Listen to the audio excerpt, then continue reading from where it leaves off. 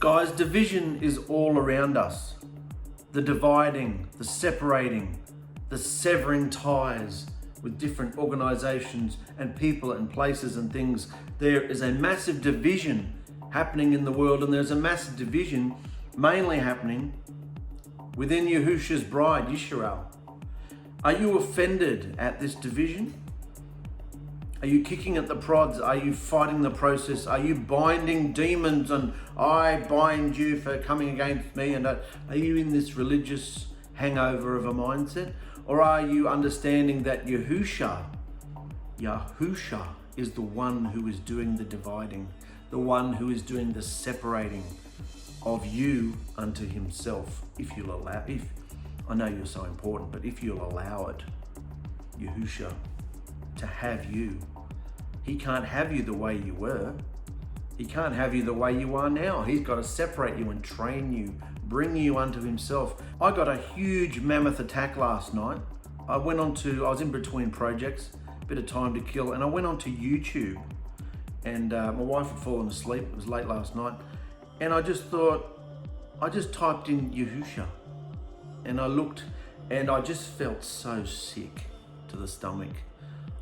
My blood was boiling. I was so unbelievably angry because I just thought, there's all these freaks saying things, declaring things, hats and robes and zeets and, handing out flyers and all this religious bullshit. I just was so angry. I thought, where is the accurate representation of Yahusha? I'm still angry. Where is the accurate representation of Yahusha here? If I wanted to send somebody to YouTube to say, study or look at some stuff about Yahusha, where is it? Where is the normal Yahusha people who behave like Yahusha would behave? That's it. Where is the behavior? Where is the behavior? And after Yahusha started tapping me on the shoulder going, why are you taking this so personally? Why are you getting so hot under the collar about this? You got nothing to do with this. Everybody's in their own process, coming out. See the division, dividing and separating. You don't know who my bride is, son, he said, and you aren't allowed to judge them. But I also understood more and more why Yahusha said to me, start doing these scriptures. And it wasn't even about the translation, it was about the videos and everything that's come from that seed thought. I started to realize, and I didn't start that project for years because I thought, no, that's just too big. That's not me. A teacher should be doing that. And he said, no, there's enough of those quacks out there doing and saying and presenting me the way they think I should be presented. I want somebody who knows they're nothing. And that's why I put those scriptures at the beginning of every book I present from Yahusha. He says to the woman, he says, I hope you realize that the down and out, the drug addicts and the whores are becoming my bride before any of you religious vipers. Because I'm not here for those who think they're okay, but for those who know they're not. I'm not here for those who think they're okay. I believe that's why he got me to do this, because I know I'm not okay. I know I'm broken. I know I'm an idiot. I don't have the right behavior. I've got nothing in my life together. And I'm in that person, and he wants to use people like us to put his ruach in us, because we don't have any preconceived agendas or teachings or things to sell or anything like that. He just wants us to go to the lowest common denominator and say, it's okay. You're where you're meant to be. Keep coming forward. Keep going out. And I was getting in such a hot, flustered mess last night. I wanted to make videos right there and then. Fortunately, I didn't. Look how angry I am now. Imagine how it would have been last night. People out there, religious freaks, talking to people who don't know any better, trying to bring them into a certain mindset, telling them they have to be messianics and Nazarene and all this stuff. Yahusha was never into any of these titles. Yahusha didn't walk around with things all over his shirt. He could write. He wasn't stupid. He wrote his name in the sand, remember? Was he going out there with this, we have to walk as he walked? He didn't walk like this. He didn't behave like this either. Handing out pamphlets and getting in people's faces. What are we, JWs now? We're Jehovah's Witnesses now, are we? Oh, I got so angry when I watched this stuff.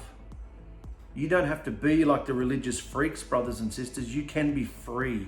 And that's why this episode's about division and separation, because until you allow Yahusha to divide you and separate you from all the religious wackos, you're not going to come into what Yahusha has for you. I'm speaking from experience. I helped build a lot of the religious madness that's going on in the ℧𝕗𝕗 movement. I understand what's going on. I understand the passion and the mindsets behind it, but I'm also realizing that you've got to come through a wilderness experience where you have nothing and nobody. Everybody you love and hold and feel and think, everything has been stripped from you, and you are left with nothing but Yahusha to rely on as your source of food and drink, healing and teaching and mindsets. His voice and his voice alone through his word. I hope I'm breaking through this anger and you can see what I'm saying here. Yahusha does not want us to judge anybody.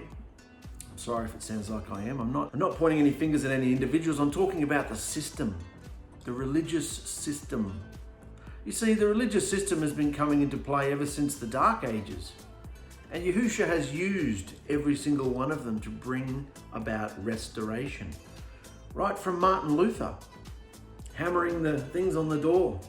You don't have to go to the clergy, you don't have to go to the priests and the bishops for your salvation. You don't have to do the sacraments for your deliverance.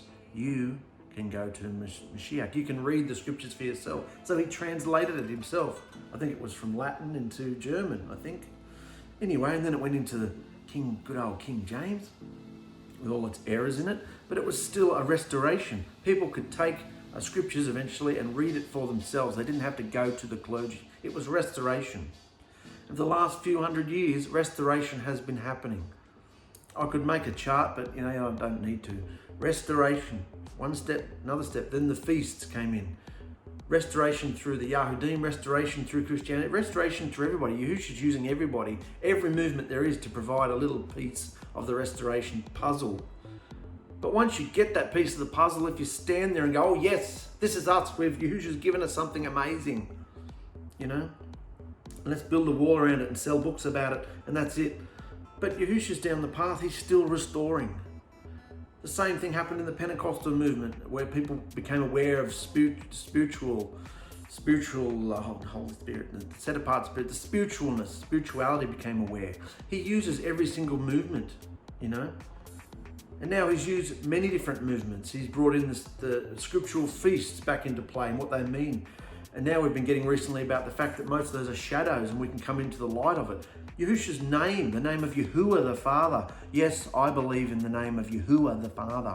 I don't say it very often because Yahusha is the Father and the Son. So why would I use the name of Yahuwah when I'm using a better name, which is Yahusha? Because Yahusha means Yahuwah. If I say Yahuwah doesn't mean Yahusha, does it?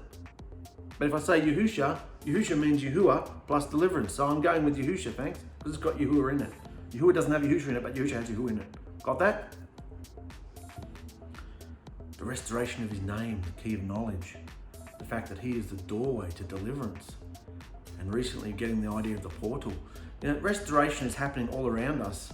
It's not for us to judge where the different restorations came from and the fact that certain people and organizations want to stay where they're at and not want to move forward. It's not for us to judge that.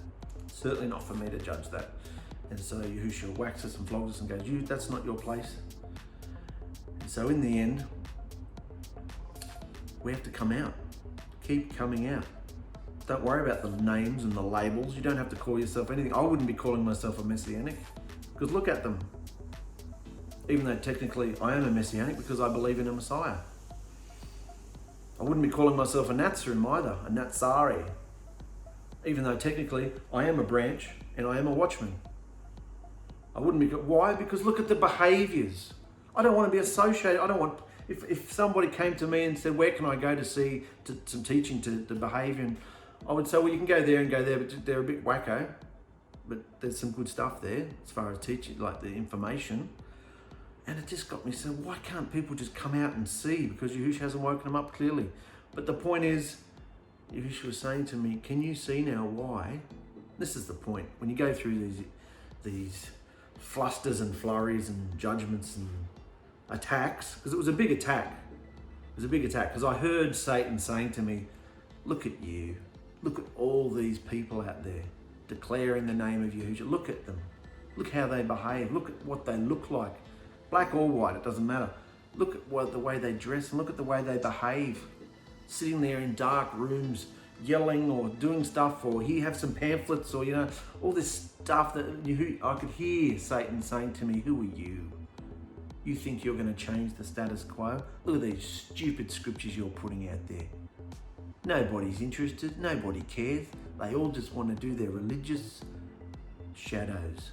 They all want to cling on and have an umbrella, a covering of importance, of religious teachers to cover them. Everybody wants to come under a covering and be in an assembly. They don't want to be severed and divided and separated unto Yahusha. So in the end, I got rid of that voice because that was Satan. And I heard Yahusha break through all those thoughts and say, your job is to take the next step that I've given you. Drown out all that madness and go on with your next step. Because what's the purpose of an attack? To stop you from doing something that Yahusha's given you to do, to make you feel useless and helpless and without a voice, and to shut you up and not say anything. So maybe Yahusha said, maybe I'm using your videos to be a more accurate representation of the behavior. And if this is one of them, so be it. Yes, we get angry at times. I'm just trying to be as honest with you as I can. Yes, I was judging the hell out of everybody. I was furious at the body. That's when Yahusha said to me, do you understand now why I kept telling people that there were going to be sheep and goats, wheat and tares, darnel, weeds, wise and foolish? Those illustrations weren't about different religious movements. They were all about the bride, Yisrael. Within the bride, there will be wise and foolish. Within the bride, immersed in Yahusha's name, because you're not the bride unless you've been immersed in Yahusha's name. You're not engrafted into Yisrael unless you've been immersed in his name. So he's talking to his bride. Within that bride, wise and foolish, clean and unclean, wheat, tares, darnel, sheep, goats. How is he going to do it? We've all been sown in together. We're all wandering the sheep pen together, We're all on our way to the wedding feast together. The maidens were all going up to the wedding feast together. Half had oil, half didn't. Is it just the scripture? Is it just the living Torah, the word of Yahusha that is the oil? Or is it the behavior, the experience with which you are having in that word, the relationship you are having with the bridegroom? He says, depart from me, I don't know you. Does he know you? Do you know him? That's the purpose of these scriptures that I'm trying to put out there. I'm not saying they're amazing or, the be all and end all. I'm not saying you should replace all your other translation with these. This is just something I wanted to see. This is a journey I felt I needed to go on to wake myself up and stop this pestering I had when I was reading the scriptures. Why is that there? Why is that? Who's going to understand that? Why is it? So Yahusha in the end said, go and tell them. Go and shine a light on all this madness that you can see. Clearly no one else can see it because they're doing it and they don't want to be a part of it, of the solution. So go and fix it. Start step by step. So last night when I was in this state of anger, Yahusha just said, calm down, stop taking this personally. I'm in charge of my body, thank you very much. And there's a place for everybody until I separate them and bring them into a better mindset, bring them into better behavior. I'm training everybody in my bride. All I want you to do, Mark, is take the next step, which is the next chapter of our video, which we're going to do today, which is all about, funnily enough, division and separation. So I'm not seeking to offend anybody, but the truth is, there's not an accurate representation of Yahusha. I'm a Yahusha person. I'm a Messianic, I'm a Nazarene, but I'm incognito, I'm hidden. I don't want to be associated with any of that behavior that I see out there because it's freaky, mate. You know? Apart from a few different Hebrew symbols, I would think I've got Jehovah's Witnesses or Mormons on my doorstep, you know? Or Christians or Jews for Jesus or whatever they are. It's the same behavior. Don't you get it? I don't care what name you've got written on your forehead, on your shirt, you know, what on your pamphlets. It's not about the information. The information and the name is not going to get received by anybody if they're already judging the package. Unless Yahusha is doing the calling, in which case you don't need any of that. If Yahusha is doing the calling. Are you called to sow seed? Are you called to do witnessing? Are you called to do that? Or are we called to overcome this world through our behavior? And in that process, there will be people around you who are witnessing this change. And they may ask you, why don't you do that anymore? Why don't you feel like that anymore? And you might have a chance to sow some seed. You don't go out into your day trying to, oh my goodness. You don't go out into your day seeking to sow seed. For goodness sake. Yahusha does everything. He sows the seed. And if he wants you to do it, he will let you know. He's the creator of the universe. He didn't need your help creating it. He doesn't need your help delivering it. Do you understand that? If you want to be chosen, you've got to overcome. Get hot. This gives me the tom tits, all this that gets said out in the public forums. Because people believe it. People think you've got to bow down and come under all these religious teachers. Preachers, teachers, pastors, rabbis. Pack of wankers. Calm down, Mark. Calm down. I get so angry because I was under all these things. I've been through so many movements where I've been that person who sucked up to everybody. Preachers, teachers, pastors, rabbis, sucked up to all of them, seeking position, seeking to be accepted, seeking to be number one, little numero uno. There's Mark, little white-haired boy. He'll do everything. I can't stand it now because I can hear Yahusha's voice and you can have that opportunity too. Hear it. Hear his voice. If you feel angry, be angry. If you feel sad, be sad. You're okay. You're allowed to be who you are because it's who you are. And Yahusha takes you where you're at. He can't marry you where you're at though. You can't get in the wedding feast where you're at. But it takes us where we're at. When we were back filthy, disobedient, lawless, evil people, he took us in that state. And he let us know that everything's okay. You're okay. It's not your fault, everything that's happened to you. It's not your fault. It's happened to you. You were raised in it. And now, he says, I'm putting you on a path of deliverance so you can come out of it all. So the whole point of this 15, 20-minute rant is to let you know that there is an end to it. Keep coming out. Come out from among them. Come out from Christianity. Come out from Orthodox Judaism. Come out from the Messianics. Walk through the movements if you have to, but don't think you've arrived. You don't have a banner. You don't have a home on this earth. You don't have a place of residence. You are keep going, keep going. Your only banner is Yahusha. His banner over me is love. Keep going, brothers and sisters. Don't seek the approval of men and leaders and teachers. Come out. So, I hope you can feel my heart in this. It's packaged in anger, but the truth is what I believe people need to hear. Otherwise, I would have just said it to my wife. I'm saying it to you, getting it out of my system here, so you can see what because we're all seeing this.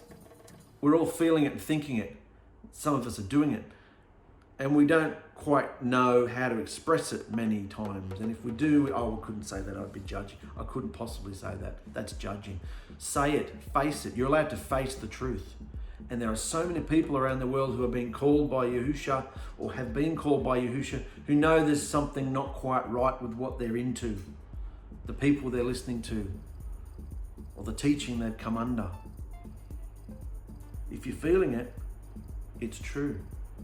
It's time to sever ties and listen to the voice of Yahusha through his word. You don't need the behavior revolution scriptures to hear his word. You don't need the Aleph Torah, the Besorah, the BYNV. You don't need any of these versions to hear Yahusha's voice. They're interesting tools to have. What if you were deserted on an island without any scriptures? But you'd been immersed, and you could hear his voice. All the problems would be gone without all these bloody interpretations of scriptures. And people are lifting themselves up on it. Be yourself, brothers and sisters, and seek Yahusha's will for your life. And it's all a behavior. In the midst, I put it in one of the pages, in the midst of everybody running back to be Hebrew, running back to dress like freaks, running back to religion, running back to the Hebrew language, running, doing all this freaky, crazy stuff. Is there anybody left in the 21st century who will just stand there, be normal, and speak English,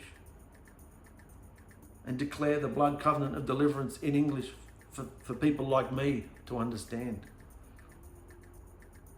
Yahusha's blessed me with a good memory so I can go through these things, and I've been through so many different teachings that I've held on to bits and pieces of it, and I can piece it together in good old Aussie slang for you so most people can understand it. And I hope these videos are approachable, because I don't want to be like all the other freaks. I don't want you to think you've got to put on your uniform, religious uniform, slap all this crap on your car so you're an eyesore out on the road as well. I get hot under the collar all the time. I'm just a normal person. Yahusha uses normal people. That's enough ranting for me. I hope you've got my point. Come out, brothers and sisters. It's time to come out. Come out from the Nazarene religion. Come out from the Messianic swill. Like I said before, I am a Messianic Nazarene. I am a king and a priest. Maybe that's what I should do. I should put out some t-shirts saying, I'm Mark and I'm a king. I am King Mark of the order of Melchizedek, ruler of Shalem. Yahusha, Yisrael, bride. I should put it all over. Maybe I'll tattoo it on my arms. Yeah. King Mark. I'm a king, a priest, a king and a priest under the order of Melchizedek. I'm all these things, but I don't go telling it to people. I live a normal life. I have a normal job because I'm just a normal idiot with bills to pay and a family to raise, and that's me. I'm just an Aussie bloke. I'm not a teacher. So if you're seeking teaching here, don't get attached to these videos, because something might happen and I might have to stop doing them. And then where are you going to be? You don't attach yourselves to anything except Yahusha. Yeah? These videos are a help. Great. You can watch any videos you want on there, but don't just look at the behaviors and go, interesting.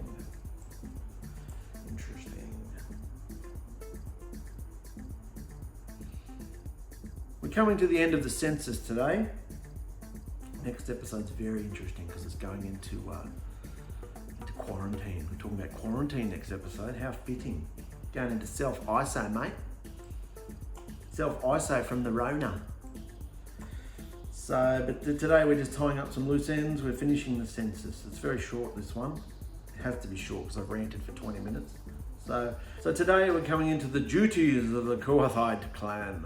Remember we talked about Louis and his 3 sons who turned into 3 clans. Those 3 clans are camped around the tabernacle, right close to it. And then Moshe and Aaron at the other end. So there's 4 around it, protecting the camp from the esteem. And no one was allowed to come through or they'd be knifed. So this is the first clan, the Kohathite clan. Yahusha said to Moshe and Aaron, when the camp of Israel moves on, the clans and families of Kohath must enter the tabernacle. So what are we talking about here? When the camp of Israel moves on. Okay, so we're talking about pulling down the tabernacle.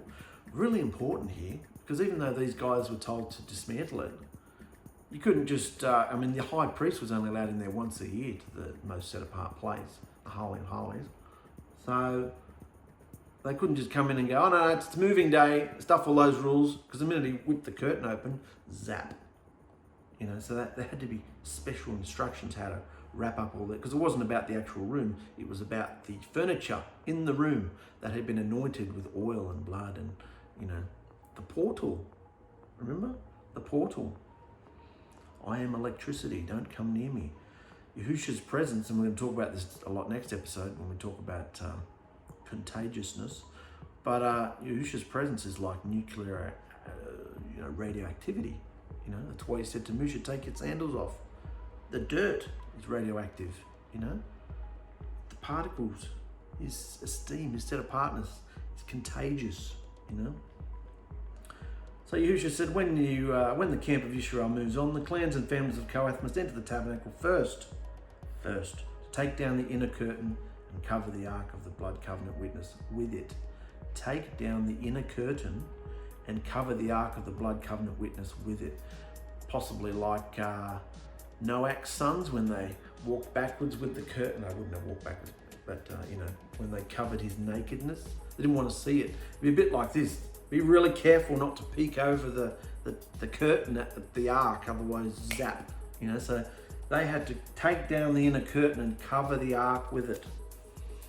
Then they must cover the inner curtain with fine goat skin leather and spread over that a single piece of blue cloth. So three layers here so far. Finally, they must put the carrying poles of the ark in place. Next, they must spread a blue cloth over the table where the bread of presence is displayed. And on the cloth, they will place the bowls, ladles, jars, pitchers, special bread before spreading a scarlet cloth over all of this. And finally, covering the fine coats of the scarlet cloth. If you want to look up the word blue and the word scarlet and the word cloth and the word jar and the word ladle and dissect the scripture that much, be my guest. I'm going on with the story. So, where are we? Cloth. Then they must insert the carrying poles into the table. Then they must cover the lampstand with a blue cloth, along with its lamps, snuffers, trays and special jars of olive oil. Covering the lampstand and its accessories with fine goatskin leather and place the bundle of carrying frame. Then they must spread a blue cloth over the gold incense altar and cover this cloth with fine goatskin leather too, before attaching the carrying poles to the altar.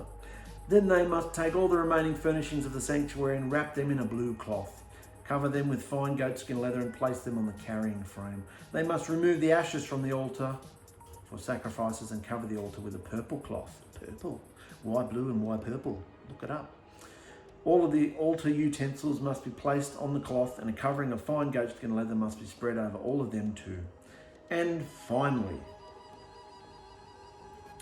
they must put the carrying poles in place for the camp will be ready. They must put the carrying poles in place for the camp will be ready to move when Aaron and his sons have finished covering the sanctuary and all the sacred articles. The Kohathites will come and carry these things to the next destination, but they must not touch the sacred objects or they will die. They must not touch the sacred objects or they will die. We can understand this today. Everyone's got the Rona, so everybody's hand sanitizing and not wanting to touch things or people or places or, self-isolating. So these are the things from the tabernacle that the Kohathites must carry. Do not touch the sacred objects or you'll die. So that was Kohath, the clans of Kohath, the Kohathite clan. They were pretty special. They were working right close to the bonfire, weren't they? They were coming right in. And imagine the guy, or the few guys, that had to take down the clips of the inner veil. How freaky would that be? Yeah, you'd really have to be on go. Did you see why he told them not to drink alcohol? One peek at the ark and zap. So they had to wrap it. You'd have to wrap it really well, wouldn't you? don't expose the ark. People weren't allowed to see it. So Eleazar, the son of Aaron, will be responsible for the oil of the lampstand, the fragrant incense, the daily love grain offering, and the anointing oil. In fact, Eleazar will be responsible for overseeing the entire tabernacle and everything in it. He was the conductor. He was doing all this orchestrating. The Kohathite. Okay, we're ready for the Kohathites to come in now, please. Come on. He's orchestrating all this. Aaron's son. So Yahusha said to Moshe and Aaron, if you don't want the Kohathites to be destroyed for touching or entering the tabernacle, Aaron and his sons must also go in with them and assign a specific duty or load to each person. Here you go. Because the Kohathites and the other two clans weren't allowed, they weren't priests. They were the tribe of Lewi, so they were in service. They were separated from Yisrael to serve the tabernacle, but they weren't priests. Only direct sons were priests. Sons of Aaron were priests. So that's the answer to the question. How did they stay alive going into the set-apart place when they weren't allowed in the set-apart place? Here, Yahusha is saying, if you don't want them to die for touching or entering the tabernacle, Aaron and his sons must always go in with them. Chaperone. And assign a specific duty or load to each person. That's how the esteem was protected, because these priests were set apart, so they were in there with them. And they weren't allowed to look at any specific objects or touch them unless they'd been wrapped first. Does this make sense? It's made a lot of sense to me, understanding the whole idea of Yahusha's set apartness. Remember the clouds I had behind me, set apart, common, unclean, those clouds?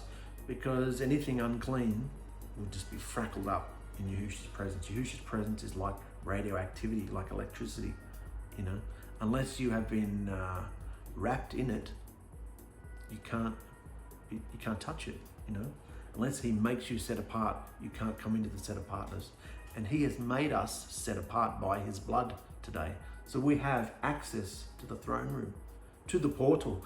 Why aren't there people out there heralding and going, wow, Yahusha's telling us about the portal? It's not about us. I don't care about that. The behavior evolution, stuff like that. It's not about that. It's about the portal. Go into the portal. There's a handful of people just going, wow, this is the answer to everything. We can have direct access and da-da-da-da. Why won't any of the Messianics or Naturums promote any of this? Why won't they talk like, why won't they make it real? Come down off their pedestals and talk with the common man, you know? Oh, they might have to change all their books. Anyway, Yahusha said, if you don't want them destroyed, you go in with them. So the Kohathites must never enter the set-apart place of the sanctuary to look at the set-apart objects for even a moment, or they will die. Not even for a moment. We can see from the precise instructions being given how carefully Yahusha's set-apartness must be guarded, and how those who are not authorized to come into a direct contact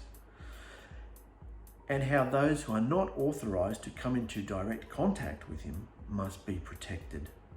Just look at the painstaking preparations that Aaron and his sons, the priest, had to undertake before the Kohathites could begin transporting the set-apart objects. And finally, after all this work is done, everything is given to the Kohathites, who will be carrying the most set-apart items in such a way as to never touch them. Let me look at something.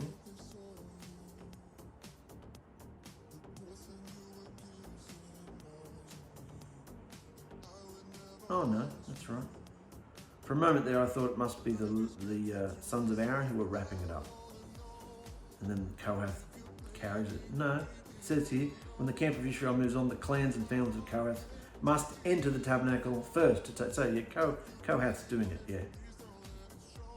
Because down here it kind of reads like down here, anyway.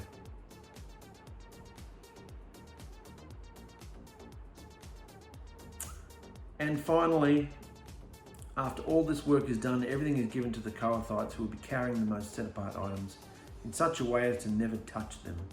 Now, what's absolutely fascinating is that even though the Ark of the Blood Covenant Witness was covered by no less than 3 layers of coverings, including one thick waterproof covering, the Kohathites are still prohibited from touching it, lest they die.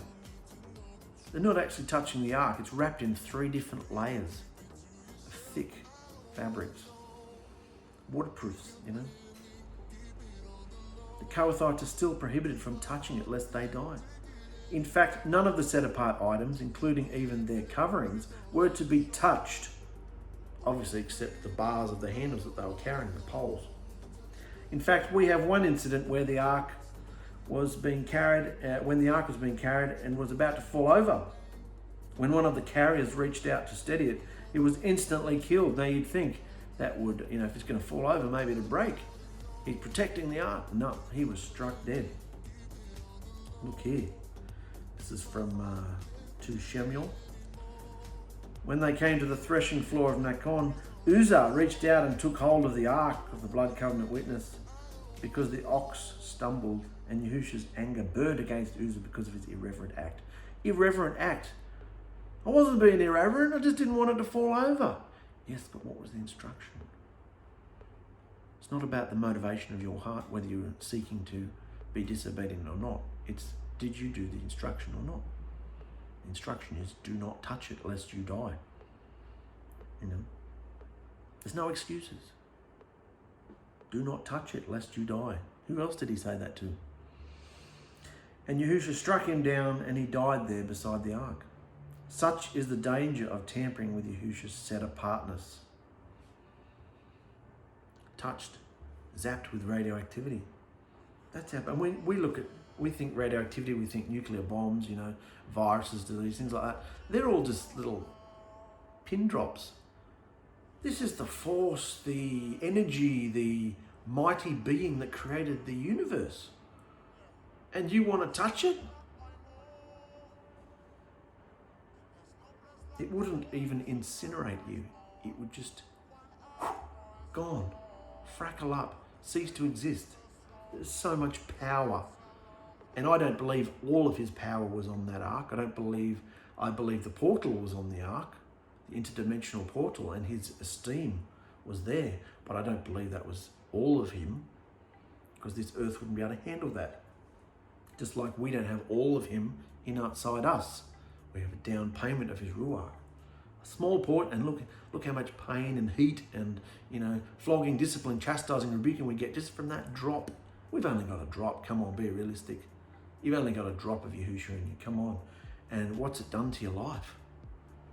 Those of us who want to be obedient and surrender and go with Yahusha wherever he leads, what's it done to us? Just that drop of his esteem. And you want to touch the ark? Boom. You know?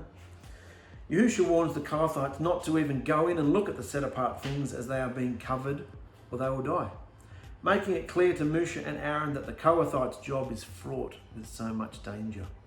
There is zero room for procedural carelessness, because even one careless peep at an uncovered set-apart item would be death of that unauthorized person. Can you see now why Yahusha insisted that only the men between the ages of 30 to 50 were allowed to do this work? Younger men still have immature and wild tendencies that could cause them to do stupid things. And this could prove fatal when dealing directly with Yahusha's set-apartness. I wonder how old Aaron's sons were, messing around on the plonk. I wonder how old they were. Anyway. So that was just one clan. They were walking close to the fire, weren't they? That's the Kohathites. It might look like they became the most prestigious clan as far as their responsibilities, but it was fraught with danger. Did they draw the long straw or the short straw? Which, you know,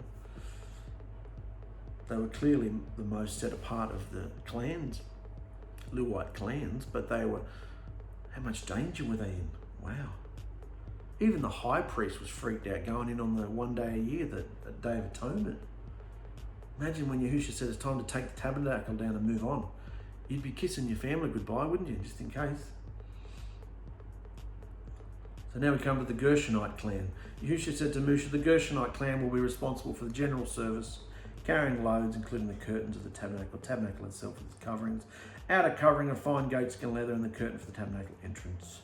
They are also to carry the curtains for the courtyard walls that surround the tabernacle and altar curtain across the courtyard entrance. The ropes, equipment related to their use, Aaron and his sons will direct the Gershonites regarding all their duties, whether it involves moving the equipment or doing other work. They must assign the Gershonite responsibility for the loads they are to carry.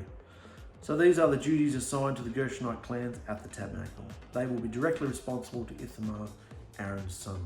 So Aaron's son Ithamar, because it was Eleazar up here who was responsible for the wrapping and the directing the Kohathites. So down here we've got the next son, which was Ithamar, directing and orchestrating the procedures of all this stuff, Gershonite clans. And then we come to the last clan, which was the Merarite clan. The Merarite clan will carry the frames of the tabernacle, the crossbars, posts, bases, posts for the courtyard walls with their bases, pegs, ropes, all the accessories and everything else related to their use. Assign the various loads to each man by name. So these are the duties of the Merarite clans at the tabernacle. They are directly responsible to Ithamar, son of Aaron the priest. The priest was still orchestrating all this. Put your mind in this context. Think about it. Have you ever been camping? Have you ever been camping with lots of kids? Putting up tents and taking down tents. Putting up tents is a bit more ordered because everyone wants to hurry up, put them up and go and have fun. But taking them down, just take it down, pull the pegs out, they get thrown in a box, the tent gets kicked and booted and squeezed into tight places, thrown in the car, particularly if it's raining, chuck it all in the car, let's get home, we'll deal with it when we get home, set it all back up on the grass, dry it all out, and do it properly that the parents do. But that's not how Yahusha rolls, is it?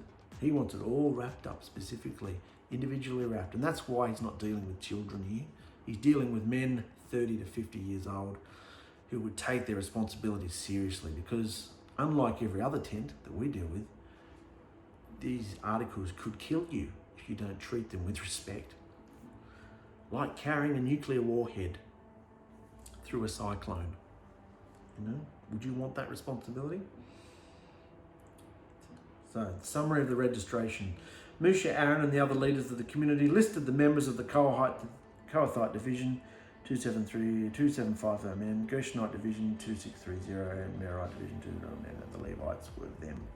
And when their names were all recorded, each man was assigned his task and told what to carry. And so the registration was completed, just as Yahusha had instructed Moshe. The census is over. The whole reason for this book being called Numbers is because of this census that we've been through the last few chapters, last few videos. And it's over. So we can get into some meat now, more behavioural instruction. So that's the end of the registration. But what I got from this is, when you look at it, so I started this episode by talking to you about division and separation, which is one of Yahusha's most effective tools for spreading his word, training his bride, stopping her from getting too comfortable with the religious status quo, division, separation, maybe even divorce in some cases. Don't assume that I've come to bring peace. I haven't. I bring division and the sword. A man will be against his father, a daughter against her mother, and a daughter-in-law against her mother-in-law. And a man's greatest enemies will be those of his own household. However, if you love your father, mother, son, or daughter more than me, you're not worthy of me. And if you don't take up your torture stake and follow after me, you're not worthy of me either. For those who are out there having a life shall lose it. And those who surrender and give up their lives for my sake shall find it. Don't assume that I've come to bring peace, for I haven't. I bring division and the sword.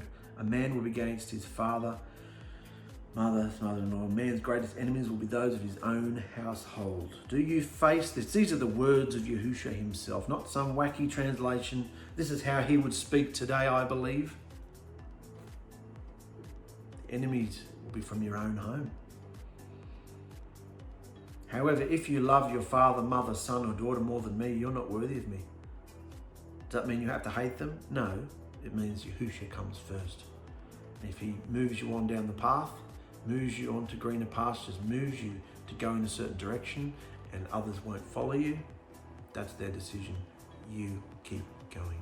Just keep swimming. Just keep swimming. All right? And if you don't take up your torture stake and follow after me, you're not worthy of me either. What does the torture stake imply? Torture, suffering, a death to self. If you're not willing to go down that road with Yahusha, what does he say? You're not worthy of me.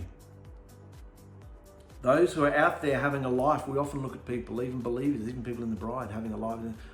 People out there having a life, being who they think they are, saying things they think they have the right to say. You know, buying and selling and marrying and giving in marriage and having parties and weddings and funerals, all these things that the world is doing. Normal life, we've been told. Those who are out there having a life shall lose it. Those who surrender and give up their lives for my sake shall find it. Find what? Find life. Give up your life and I will give you life. That must imply that the life you think you're having isn't really life to Yahusha. Give up your life such as it is. You mean my whole existence? Every single thing I value and cherish on this earth that I've been through, every single moment of my life since I was born, everything that culminates to make up who I am is just as such as it is. That's your summary of my life? Yep. Nothing. Filthy rags. Kill it. Impale it. Which brings us to the division. This is hard teaching, guys, if you want to stay in the status quo, if you want to stay in the religious mindsets. And I'm talking to all of the bride here. I'm talking to immersed believers in the name of Yahusha, ℚ for the forgiveness of your disobedience. I'm talking to the bride, wise and foolish sheep and goats, wheat and tares. There's going to be a division. Are you willing to uproot and keep moving? When we look at the remaining census totals of the males between the age of 30 and 50, we notice the foundational principle of division, election and separation that Yahusha has been implementing since the beginning of Bereshith, Genesis, when he separated darkness from the light. Yahusha created, so firstly Yahusha created everything and he separated the darkness from the light. Yahusha created mankind and then divided them into two groups. Hebrews or Israel and Gentiles. Around the time of Abraham, this all happened. Hebrews and Gentiles. There's only two groups of people in the world now. Hebrews and the Goyim, the nations. Then Yahusha took the Hebrews, the Israel, and divided them up into two groups. The 12 tribes of Israel and the Lewites. Yeah? Yahusha divided the Lewites into two groups then, the priests and the non-priests. So he's honing his dividing and honing his separating, down, separating, like sifting for gold. He started with all of mankind, then he sifted out his chosen people, the Hebrews, Israel. Then he took them and he sifted them out, put them into 12 tribes, and then the Lewites as well, separated. Now he's taken the Lewites and he's sifting them out for the gold. He's sifting them out, priests and non-priests. Question: on what basis did Yahusha make these divisions? Why did Yahusha Why did Yahusha elevate some folks to be a higher level of set apart status than others? Was there something inherently unique about Abraham, Yitzchak and Jacob? Tribe of Louis? What did they do to merit this special election from Yahusha? Absolutely nothing. Nada. Zip. There was nothing intrinsically or inherently unique, merit-worthy or exceptional about any of those Yahusha specially chose for service to him. That's why I'm talking to you guys like this today. There is nothing intrinsically or inherently unique, merit worthy or exceptional about any of those Yahusha specially chose for service to him, which gives us great hope, because I'm definitely in that category. There's nothing intrinsically, inherently unique, merit worthy or exceptional about you either. And isn't it the same for believers today, whether of Jewish or Gentile extract? Race is now irrelevant. Race is now irrelevant. Fashion is irrelevant. Food is irrelevant. Outward appearances and shows and irrelevant. Before Yahusha called you to be his bride, was there anything uniquely special about you? Be honest. Because if you think there was, then that's an issue in itself. That's a filthy rag. I was chosen by Yahusha because I'm good at this and I'm good at that. And he needs me. And I'm chosen because of this, that, this, that, this, that. And I'm holding up my filthy rags. No. Before Yahusha called you to be his bride, was there anything uniquely special about you? None of us have done nothing. That should be anything. None of us have done anything to earn Yahusha's merit or favor. We've done nothing to earn Yahusha's merit or favor. And it is the same for every other believer on the planet.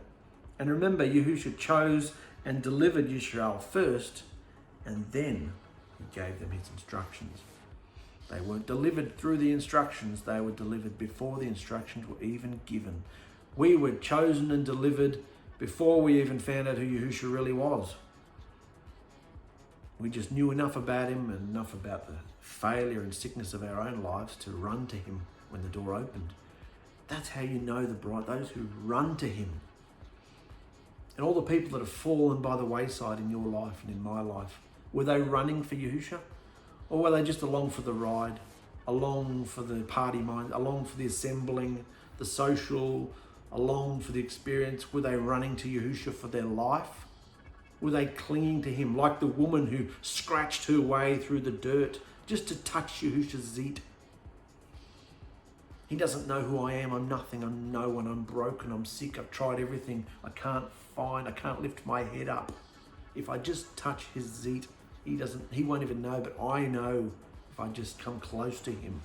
What did she know? What did her belief tell her about his radioactivity, the esteem, what she saw happen around him? And her belief made her well. This is the bride, guys. This is the true bride, not those out there being something, you know? Those who are broken and lost and tortured and sick, crying out for the healer, crying out for the great physician. And he opens a door within you. He opens a dimensional portal within you so that you can have access to him. He doesn't open a portal to a teacher, preacher, pastor, rabbi and send you off in their direction. He never did that when he walked the earth either. What did he say? Come to me and I will give you rest. Come to me, all you who are heavy laden. Go, your belief has made you well. You know? And we're only scratching the surface of who Yahusha is and the knowledge and life that we can get from him. But this is between you and Yahusha, no one else. So if you've been divided and separated from churches, assemblies, congregations, family, friends, children, wives and husbands, that's probably the most painful one. If you are separated from wives or husbands as well, understand that Yahusha is in it. Now, he doesn't like divorce, no. But if these things happen, and we've all played our part, our behaviors have caused these things to happen. You know, if I could go back, I wouldn't have told anybody about Yahusha. I would have trained myself in the behaviors so that I knew Yahusha more, so that I could know him and just have the behaviors around people, around my family. I'd have much better relationships if I had done that. But we can't go back. We can only go forward. And most of us were so excited when we found out about Yahusha that we had to tell everybody. Because we were stupid, we were young, naive, we assumed that, well, I'm an idiot, I received it, I can just see that this is amazing, look what Yahusha's done in me. and nobody else wants to know what's going on.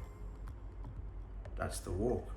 We had no idea the hatred, the seething hatred that Satan has for Yahusha, and how much he controls everybody out there. We had no idea. It was all sunshine and rainbows and lollipops for us, running out there, frolicking in the fields. Look what Yahusha's done for me. Writing songs about it, and all the while we're being hated, seething, spitting hatred at us. It's no different today, guys.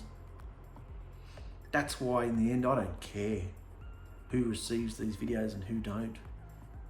Because I know that I don't have an agenda with these videos. I've got a life and a family and things to do.